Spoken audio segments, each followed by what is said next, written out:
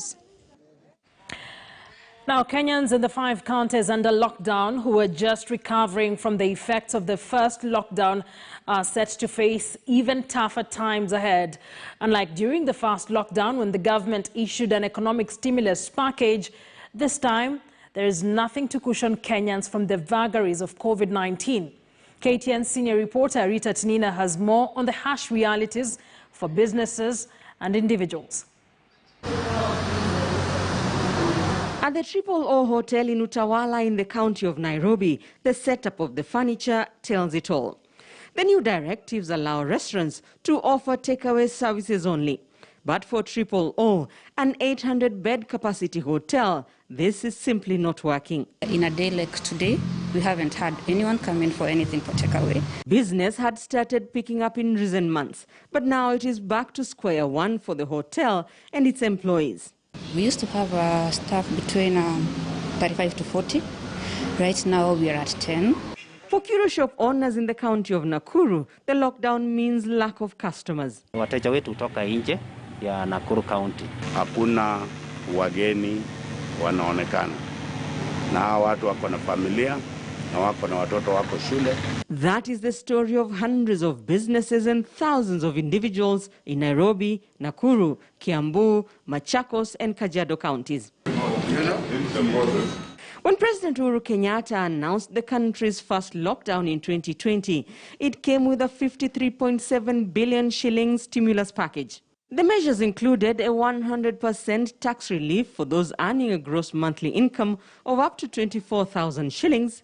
VAT was reduced from 16% to 14%. Pay-as-you-earn tax was reduced from 30% to 25%. The central bank rate was lowered to 7.25% from 8.25%.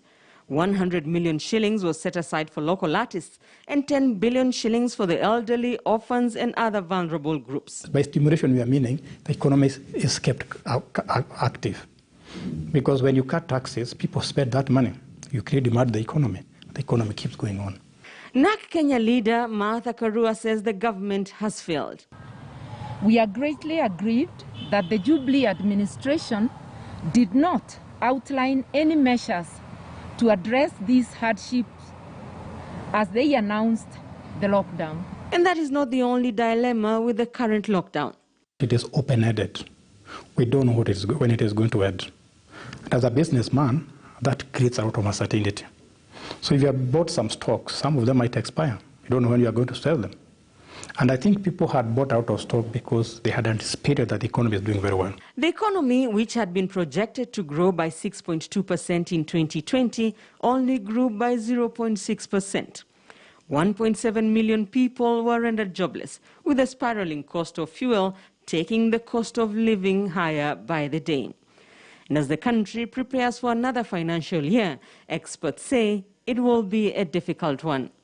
We now must factor in the new realities of the lockdown. Because lockdown means the economy is going to slow down. It means that if the economy slows down, if people are not engaging in economic activities, then the tax revenue will go down because people are not active.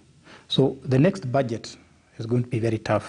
In the county of Machakos, Governor Alfred Mutua has announced measures to help cushion residents, among them non-payment of fees on vegetable vendors, boda operators, tuk-tuk and maruti operators, 100% waiver of interest and penalties on land rates, 50% reduction of transport levy and fee waiver on fire license and land subdivision. Rita Tinina, KTN.